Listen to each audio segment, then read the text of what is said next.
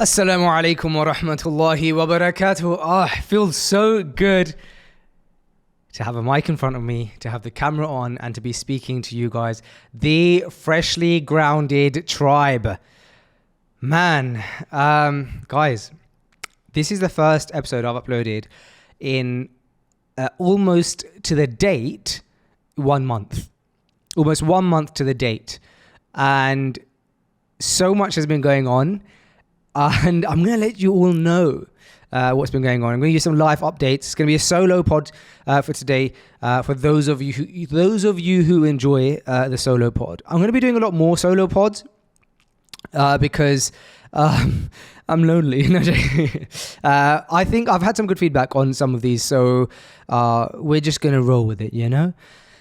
Okay, what's been going on? So the truth is, over the past few months, probably since like August, it's actually been really difficult to get podcast episodes out.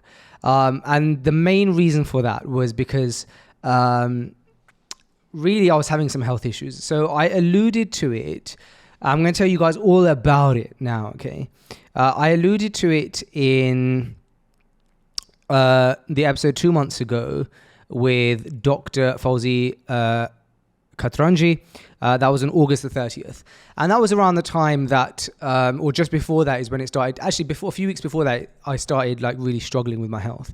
And I did know that I wanted to do an episode about it because what I learned, I think if you guys implement what I learned, like I have, is so beneficial and it's a wake-up call. And so if by the end of this podcast, all I can do is a few of you go away and you're like, whoa, my lighting's off. A few of you are like, whoa, I need to take my health and body seriously, then I'll be really happy. Because I was that guy that never really did that. And I had a wake-up call. So let's go back and talk about what's been happening. So in August time, actually, no, I'm going to go all the way from the beginning. So since probably about the beginning of this year, I was experiencing some chest pains.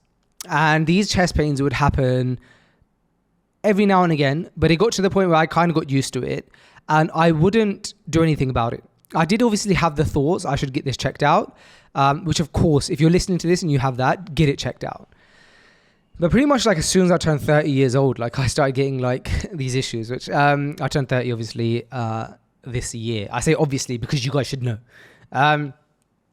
So I'd get these chest pains and I didn't get it checked out purely for the reason that I didn't want to get the results. I was scared of worst case scenario. And so I thought, let me just ignore it. And what had happened is, you can now skip forward 6 months of me going through this, and me just putting it down to look, it happens, it comes and it goes kind of thing. And then skip forward about 6 months and I have to think back to my memory now because, this all is slightly a bit of a blur. I had an asthma attack and I was by myself. And I remember what an asthma attack felt like because I used to have asthma quite bad as a kid. And, in my childhood, I was in and out of the hospital with it. And so I've grown up with asthma, but from about, 13, 14, maybe 15 years old, for about the last 15 years, I've not experienced any issues with asthma, alhamdulillah. And so I remember one time I had to go to my asthma checkup with the practice nurse, and I said, do I even have asthma anymore? And she said, no, of course you have asthma. It never goes. It just sometimes can go for a prolonged period of time, but then it can come back at other points in your life. So I was like, okay, whatever. This was around the time I was at university, so maybe like 10 years ago. But I always remember that conversation. And so, 30 years old, after 15 years of no breathing issues, I had an asthma attack and I recognized it straight away. And again, I ignored it. Which is ridiculous. And then what had happened is I had another asthma attack when I was with my wife. And she was obviously concerned because in our 8 years of marriage, she's never seen me have an asthma attack. And she didn't know what to do. And I was saying to her, look, just talk to me. because if I can get distracted, then my breathing can go on autopilot. And that's what I want to do. I want to get my breathing on autopilot.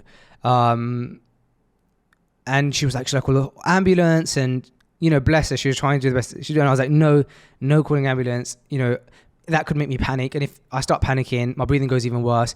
Now, anyone here who has had an asthma attack knows that an asthma attack is one thing, but then asthma attack plus you start panicking about the fact that you can't breathe, which feels like the default stance. Like if asthma is like you're struggling to pull breath, and breathing is something you should never have to think about. The minute you have to start thinking about breathing, you start panicking because, hey, you can't breathe. And so it's very normal. So I knew that. So I was like, look, if we start making a commotion, it's going to cause issues and I might start panicking. So I just want to I've had this before. I just need to get out of it. And because, as a kid, I remember like having asthma attacks, then you're waiting for hours and hours in the hospital. By the time you get seen, actually you're better. And so, again, that was silly advice for me to give, and I shouldn't have done that. But anyway, a few days later, at this point, by the way, every day I'm like struggling to pull breath properly, but I'm kind of still hiding it a bit. Or for the most part. And then I was with Kaya, who you guys know, friend of the pod, co-host for many episodes of Freshly Grounded. And we went out for dinner. We had a meeting, I think, for business, because we also run Wasia together. And he dropped me, we were talking about this kind of breathing stuff. And then I came home, and then I had my third asthma attack in the space of a week. So after not having one for 15 years, I had 3 in the space of a week. And I called him just to say, look, bro, if I do need to go to the hospital, which hospital do you recommend? And he was like, why would you need to go to the hospital? And I was like, I don't know, I'm kind of struggling. And then I was like, actually, it's getting quite bad. And then simultaneously, my dad rang me, and then I was speaking to him, and I couldn't hide it. At that point, I was really struggling to talk. My dad was like, you're going to the hospital. I spoke to Kaya. Kaya was like, yeah, you're going to the hospital and I'm taking you. And so bless him, he came back, he did a U-turn, came pick me up, and he took me to the hospital at like midnight or something. And yeah, they put me on nebulizer, which is the mask that you put on your face, and then like you can breathe through it. And I was there for a few hours at Rashid Hospital in Dubai, which was amazing. And then I came home, and they basically said, yeah, for 2 weeks, every 2 hours you got to have the nebulizer, which is like you got to put this mask on and breathe through a mask every 2 hours for the next 2 weeks. And I was like, oh my days, that's like, ridiculous. But I did it because that's what they said. But about a week in or a few days in, I realized that things weren't really getting better, and they should be, because I'm following this plan. And so then I was like, look, this is my health. So Faisal finally woke up. I said, hey, this is my health. This doesn't feel right. You know what? I'm in Dubai. And the beautiful thing about Dubai is that because healthcare is private, you can see a specialist like instantly, right? Now, of course, that's a luxury, and I'm aware that it's luxury, and it comes with a huge cost. But and I'm sure that's possible in the UK. But in the UK, I just relied on the NHS for any medical needs. I never went private. I don't even know how private works in the UK, but I imagine it's the same if you pay private anyway. But the point is I know that here, because healthcare is privatized, that if you could just find the expert in a field and then just book an appointment with them and see them like the next day. And so I Googled around, and I found Dr. Fauzi Katranji, who's now become a very dear friend of mine. And he was an expert in pulmonology, which is the study of breathing and lungs. And so I went in to see him. I booked an appointment, and he was like, look, yeah, you're basically suffering. You're having quite bad asthma. He ran a few tests on me, and then he gave me this like mega inhaler. I was like, look, you need to take this twice a day or whatever. And anyway, then about a week later, we did the podcast that you guys saw about 2 months ago. But this whole time, my breathing still was not improving. And I was kind of lying to myself and saying, oh, no, it's improving because of the inhaler and stuff like that. But to be honest, it was maybe with the inhaler, it was improving at times a bit. But it wasn't, I still had the issue. I was still struggling to breathe, a lot. Ala kulli hal. So I did the episode with Dr. Fauzi, and I told him off air, I was like, I'm still like not breathing great. And that's when he was like, okay, this could be a misdiagnosis because this inhaler should be helping you. And my dad, the true hero of this story, lesson number one, nobody cares for you as much as your dad. Not that everybody was so supportive, Kaya, my wife, Dr. Fawzi, but so and it ends up happening that my dad came to Dubai, right? He was like traveling for business or something, and then he had a stopover in Dubai and he came to see me, something like that. He got here and he said, look, at this point, by the way, I'm still kind of playing it down a little bit to my family, but my dad got here and he was like, look, I want you to do a blood test. And I spoke to my doctor in the UK, and here's a list of blood tests that he recommends that you do. And here, brothers and sisters, 11 minutes into the pod is where things get interesting. So here's me thinking, yeah, I've got this asthma situation going on. I go in just to please my dad. I go in and do this blood test for a bunch of different things. Well, I got the results. I did the blood test, started driving home, and on my way, during my journey home, I got the email that my blood test results were ready. So got the results, and we tested for cholesterol, D-dimer, urea, blood count, CRP, and things like that, lung, liver function. Here's me thinking, like, it's very clear that I have an asthma problem, and that's that. And I got these results, and what I got basically, kind of changed my life actually now for the better for the rest of my life. But at the time it was a real shock.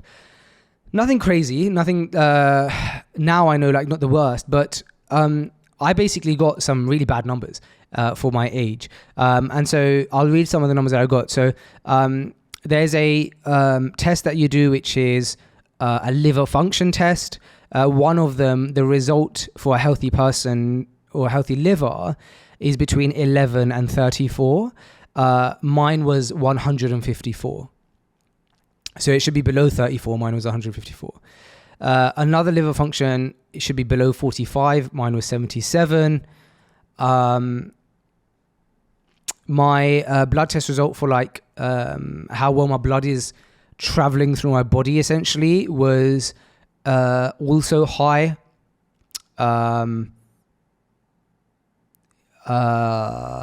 Quite extremely high actually.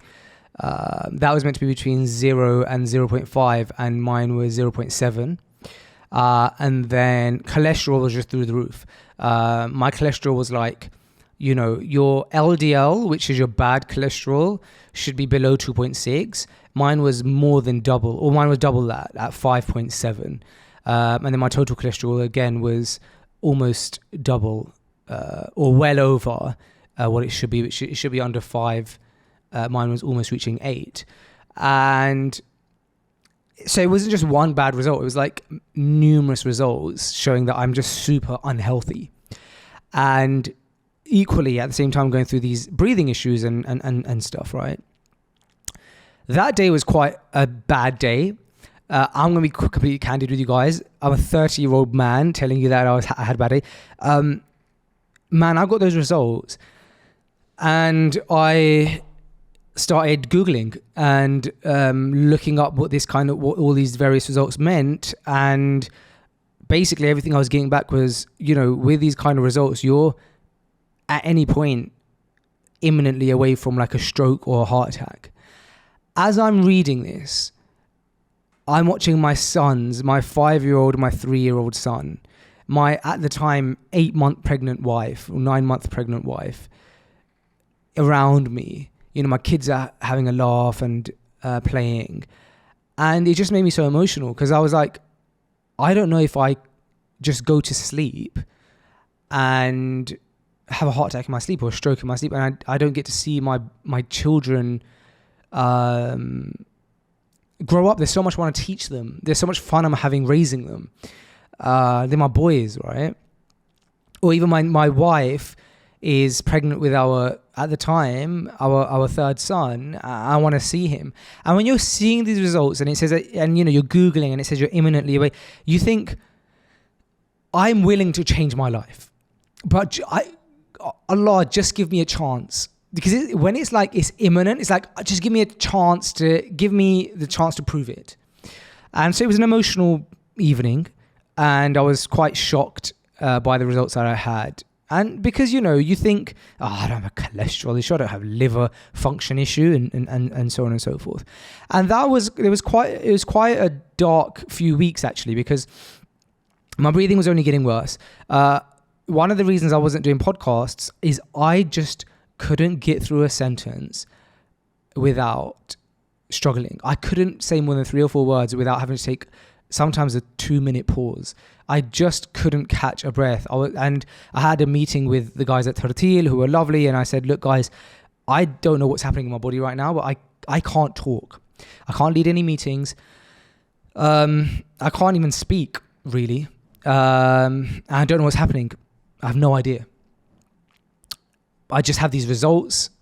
I have asthma, and that's it. That's all I know, is that I can't get through. At this point, when I spoke to them, it had been 3 weeks. For 3 weeks, I hadn't experienced a day where I was breathing normally. Just every day, every few minutes, I was catching my breath, stopping for breath. And it was it just makes you appreciate your health. It's not like going for a cold or flu. You're like, A, I'm experiencing these symptoms. B, I've got these blood test results. And C, I don't know what's happening. Like, what is it? How do I fix it? And so Dr. Fawzi, I shared my results with him, and he recommended me this amazing doctor who specialized in internal medicine, which basically is like, the health inside your body.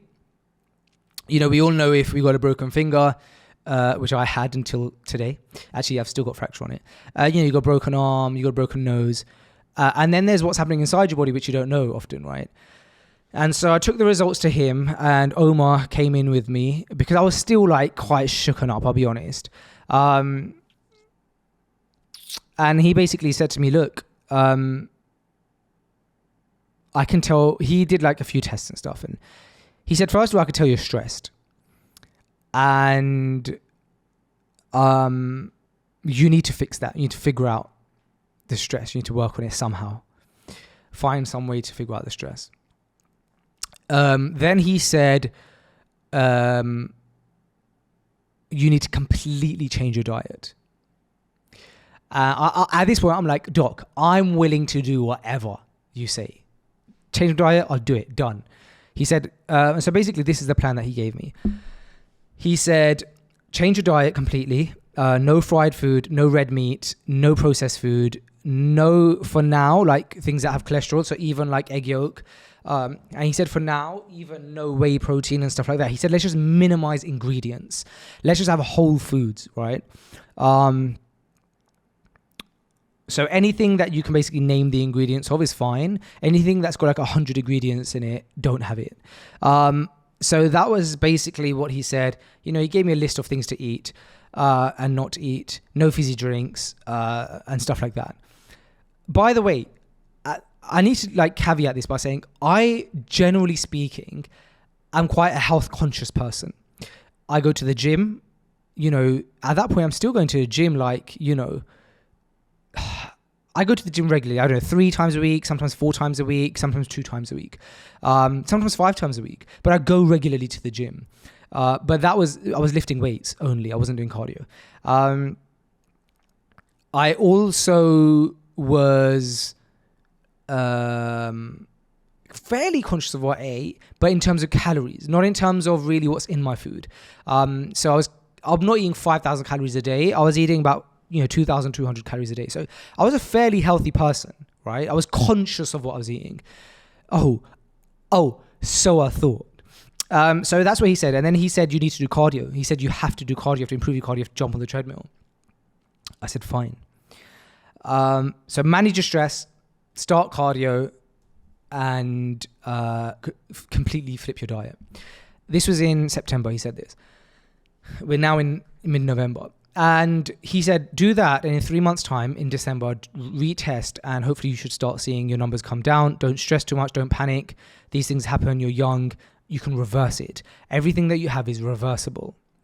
But he also asked me when he saw my liver result, just to show you guys how bad the liver result was. He was like, do you drink alcohol? And I was like, of course I don't drink alcohol. And he said, this is the kind of numbers that you would see in somebody who's an alcoholic in their liver. And so then they ran me through we did an ultrasound on my liver because they thought I had fatty liver disease.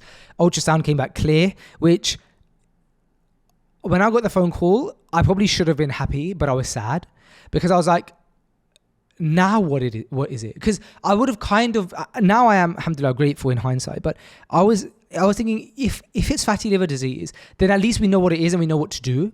But the scary thing is the unknown. If it's not fatty liver, then what is it? Why is my liver function so high? So anyway, he calls me and says, look, your liver function's fine. You don't have fat around your liver, so it's not what we suspected, so we don't know. At this point, he said, look, just make the changes that we said and let's see, get you, a retest. So I was like, all right, cool. So guys, I, from that day onwards, decided I'm going to change my life and I'm going to change it forever. And I did exactly that. By the way, the other thing that he told me to do was lose 10% of my body weight. So I was 84.5 kilos mid-August. And he said lose 10%, so that's 8 kilos. So he wanted me to get down to like 76 kilos. Okay, so that's basically where we're at so far. I'm still struggling to breathe, still having these issues, panicking in my mind. I want to see my kids grow up. That's like the main thing that's making me emotional, is thinking about my kids. By the way, completely healthy prior to all of this, which is why one of the takeaways I want you guys to take from this: go do a blood test, see what's happening inside your body. I was actually trying to get a blood test sponsor for this episode. I was like after this episode, people are going to want to get blood tests. Like, someone sponsor me, but I didn't get around to it. So, what were we saying? So that's what I did. I decided to change my life. From that day onwards, guys, I did not. For about 3 weeks straight, I've now balanced my diet out a little bit, but from that day onwards for 3 weeks straight, but even now to this day, for the most part, I'm following this. I did not touch a piece of fried food. I didn't touch any processed carbs. So for the most part, like bread or anything like that, wraps. I didn't have any red meat, nothing fried. Everything was grilled. I'm going to tell you guys some of the stuff that I ate as well. And I ran every single day, pretty much. Like, if I didn't run, it was because either I was just like, my knees were hurting too much, my legs were hurting too much, which didn't really happen much, and I'll tell you why. Or is because I was playing a sport. So the running thing, I was one of those guys that was like, look, I hate running, don't want to do it. I run out of breath, I just don't enjoy it. But I just forced myself because I was so motivated. So I started by going on the treadmill, and guys, I would walk for 5 minutes, run for 2 minutes, and then walk for another 5 minutes, then run for 2 minutes. That's how bad it was. And when I say run, I'm talking, I was doing number 7 on the treadmill. Fast forward now, I'm running like 20 minutes straight on number 9, 10, 11, 12, 13. So you do end up getting addicted to running. And so, look, forget all the other cardio advice. Just run. Just run. And we know deep down that running is good. We just hate it, right? Anyway, so I started running every single day, pretty much. Otherwise, I would play paddle. And that's when I got obsessed with paddle. And I broke my finger playing paddle. And I would play paddle like 3 times a week. And I started losing about 900 calories per paddle session. So paddle was great. And it was great for form of cardio. So I was either playing paddle or I was running every day. And switched up my diet completely. I'm gonna skip to the end now because I feel like you guys are gonna be like, okay, what is the end result? You know, you're half an hour into this podcast and you don't know the result, and then I'll chat back. So anyway, the doctor told me go back in 3 months' time. I didn't do that. I went back in 3 weeks' time after making these changes. That's because I was at the hospital with my wife and we had a regular baby checkup. And I just couldn't help myself. It was on the same floor as the blood test department. And everyone was telling me, look, don't check. You're going to get disheartened. It's too soon. They're saying 3 months. Don't do 3 weeks. And I was convinced by that as well, but I just couldn't help myself. I was right there. And so I went in after 3 weeks of running every day, no fried food, no red meat, only dark chocolate, completely increasing in my veg and my fruit. I'm talking cucumbers, lettuce, any kind of vegetable you can think of. Every fruit, apple, oranges, bananas, and all that kind of stuff. Grilled food. So I went back after 3 weeks, and my results, guys. So remember I told you that my liver function was meant to be under 34 and it was 154. Well, after 3 weeks, I retested and it went down to 36.2. Alhamdulillah. My breathing had substantially improved. As you can see now, I'm doing a whole podcast with no breaks. To the point where I no longer use that inhaler. Completely improved. And then my cholesterol, so normal is under 2.6 for the LDL. Mine was 5.71. And then when I went back after 3 weeks, it went down to 3.85. And then my total cholesterol was 7.67 before. And normal is in the 5s, and it went down to 5.83, so back pretty much in the normal. And a few other things. So, after 3 weeks, that's basically, alhamdulillah, I completely turned my life around by the will of Allah, and lots of dua and lots of support from my family. My wife, she saw me upset, and when the day I got results, and she said, "We're gonna get through this. Like, we will completely change, what's made in the house. We'll buy whatever ingredients are needed, and we'll work, and we'll create a new diet, and we'll all eat the same thing together." And she was just amazing. Everybody was, my brother, my sister, and by the way, I can't talk too much about my brothers and sisters, otherwise I get emotional. But literally today, I sent my brother and sister, because you don't know about my weight, so I was 84.5. Today, I finally cracked through the 80s. I'm 79.9. So I've lost about 5 kilos. Alhamdulillah. And I sent my brother and sister a text last night. I said, guys, tomorrow morning I'm going to weigh myself. And I think I might be below 80 kilos for the first time. In a long time, or especially since his health issues. And I said, and then this morning I weighed myself, and alhamdulillah I was 79.9, just below 80. And they just, you can see that, I'll read you the messages. I mean, they're just so supportive, my brother was like, "Smashed it, bro. MashaAllah, very proud of you. I know that's such a tough achievement. It took a lot of discipline." And my sister was like, "MashaAllah," I can't find it now, but all of my brothers and sisters, my mom, my dad, my dad would call me every day. What have you been eating? Like, he was like, just like advising me. My whole family just supported me, and I think they were all worried about me because of my results and my breathing. I think the breathing really topped it because they saw I could not get a sentence through. And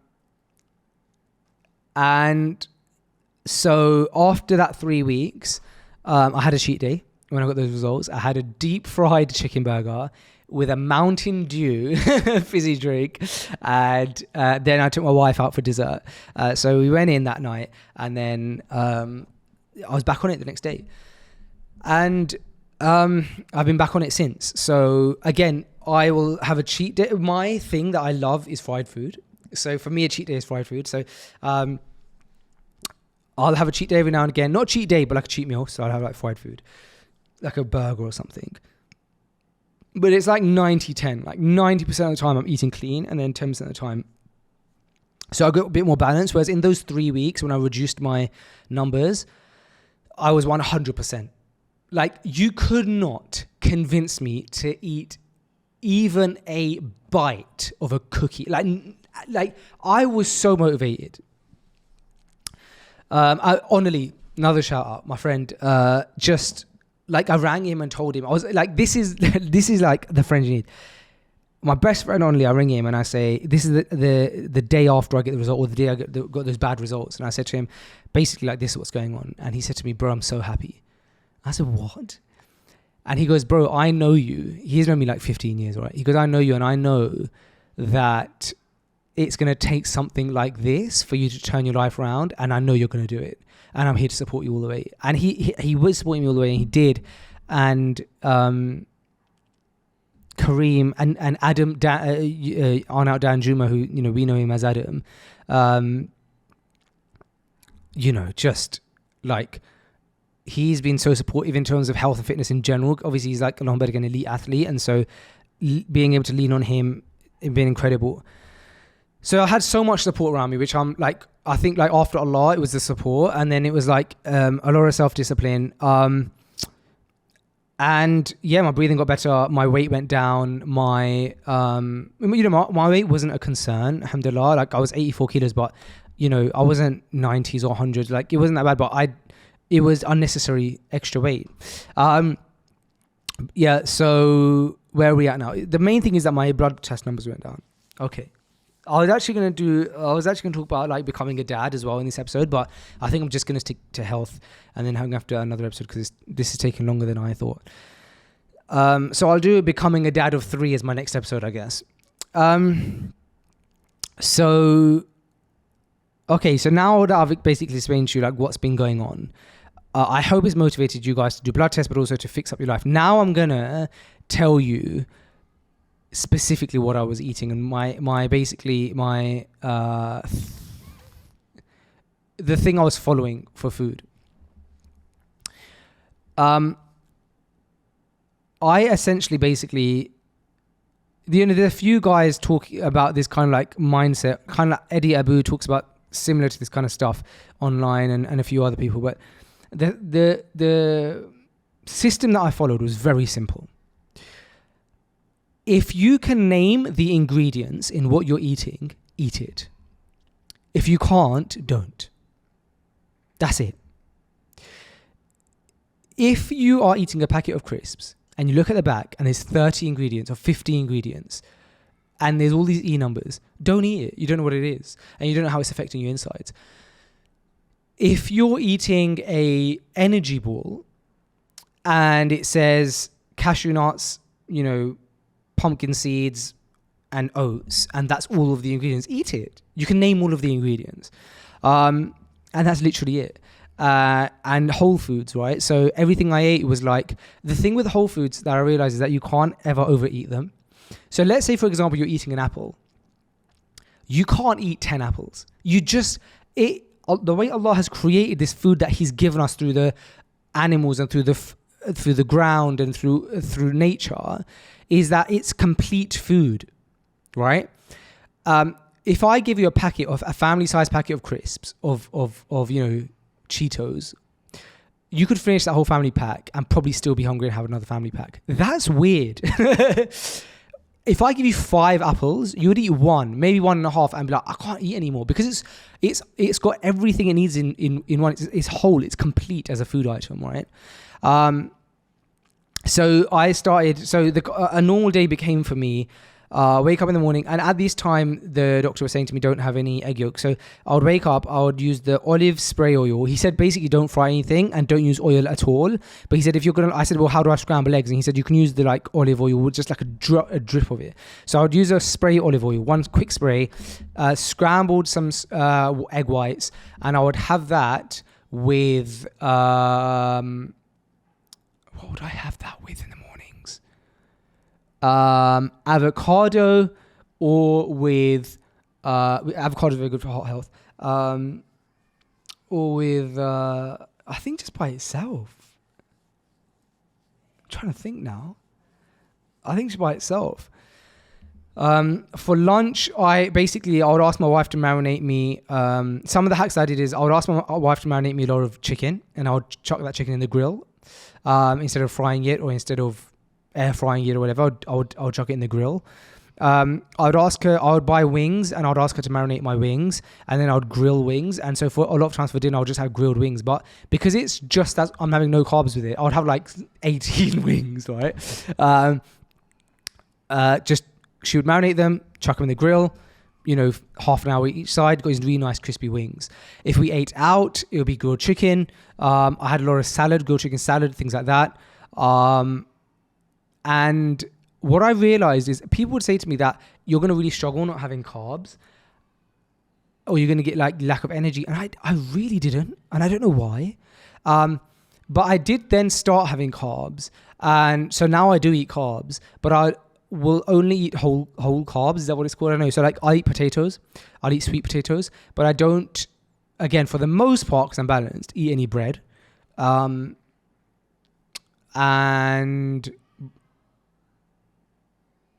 yeah, so that's it really, potatoes or sweet potatoes. What other carbs do I have, generally speaking, now? I can't think. But I think like cheese was my favorite food ever. And I looked at the back of the cheese packet and it was like 50% of your cholesterol for a day. I was like, oh my days, I didn't even know that. I put cheese in everything. So diet-wise, that's what I did. What else did I do? I completely stopped fizzy drinks. I used to hate fizzy drinks. I never used to drink them. But then when I moved to Dubai, it was so hot that you start drinking fizzy drinks. And so then I cut them out again, completely. No juices. The good thing is my sugar wasn't an issue in my blood test results. So like I would eat whatever I wanted sugar-wise in terms of I would get dark chocolate, 70% dark, 80% dark chocolate. I would get rice cakes that are dark chocolate on the top, and things like that. Again, I'm still doing like today. If you ask me what I've eaten so far today, so it's 5:13 p.m. Oh gosh, it's Maghrib soon. I have to go. I've had so far today. In the morning, I had an omelette. So now I don't mind having yolk in my omelette because my cholesterol's come down. So I had an omelette with asparagus, and feta cheese, which is probably not ideal because dairy. By the way, I also cut out dairy basically for the most part completely. Now I'm a bit more lenient. But yeah, I've had an omelette today with feta cheese and asparagus. And that was my breakfast. No extra carbs or anything. Then I had a coffee. I've had 2 coffees, in fact. By now I've actually had 3 coffees today. Then I had the omelette, and then I came home and I had what have I eaten? Some tuna. I actually had tuna pasta. So today has been my second time ever eating pasta in the last 3 months, I think. If my memory serves me correct. I basically cut out all pasta because, again, I think pasta's not good. I forgot to tell you guys a really, really important thing. Okay. And, okay, I want to move. It's almost Maghrib, so I have to go, but there's 2 things I want to tell you. 1, cardio changed my life. Running has changed my life because my running didn't only improve. Like I said, I started running for 2 minutes at a time to now being able to run 20, 30 minutes. And the feeling you get after feels so good. And I'd recommend just run first thing in the morning on an empty stomach. I have a coffee and I run on the treadmill at the gym. I drop the kids to school and I go for a run. Prioritize your health, because if you don't have your health, what do you have? You can't work if you're not healthy or not alive. So cardio changed my life, and I want to live like this now forever. Diet-wise, cardio-wise, it wasn't a fad. I plan to live like this forever. Alhamdulillah, I've been able to keep it like this. The second thing I wanted to say was one hack that I had that I really recommend is I got all of my blood test results. I took all of the notes that the doctor gave me. I took everything that the doctor told me, and I put it all in one ChatGPT thread. And then every single day, every single meal, everywhere I would go, I would speak to that ChatGPT thread. And I'd ask it. So if we was going out, so this ChatGPT thread now has been trained on all of my health results and all of the meetings that I've had with the doctors. So it knows what the doctors are saying. And then I'd be out at a food court and I'll take a picture of all of the menus and say, here's where I am. What can I eat on these menus that's best for the results, what the doctors have told me, and to me reduce cholesterol and stuff. And I'd be like, okay, from that menu, you can choose this, this, and this. And then I'd get it. And I honestly would just message ChatGPT all the time. I had a thread called Reducing Cholesterol or something. And just everything that I ate, I'd put into there. Is this good? Can I have this? How much of this? Stuff like that. And then thirdly, I wanted to just say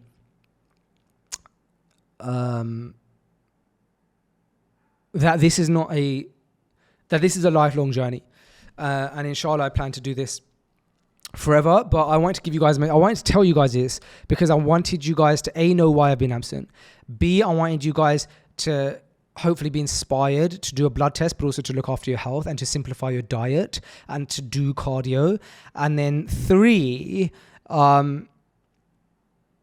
it was a blood test thing, wasn't it? Yeah, get checked. Honestly, guys, my life the last 3 months has been a whirlwind. Alhamdulillah, I've in that time had a son, third son, and that's a whole nother podcast. But yeah, I really wanted to get this episode out and just say to you guys, look, this is why I've been away. We're back, but please do check yourselves out. And I feel like I probably missed so much in this episode, but now I'm panicking because it's Maghrib soon. There was the food, there's the diet, there's the eat whole foods. Yeah. It's never too late. I'm 5 kg down. I've got another 4 to go, inshallah.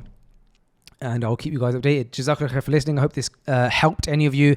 And I will see you on another episode, inshallah, very soon.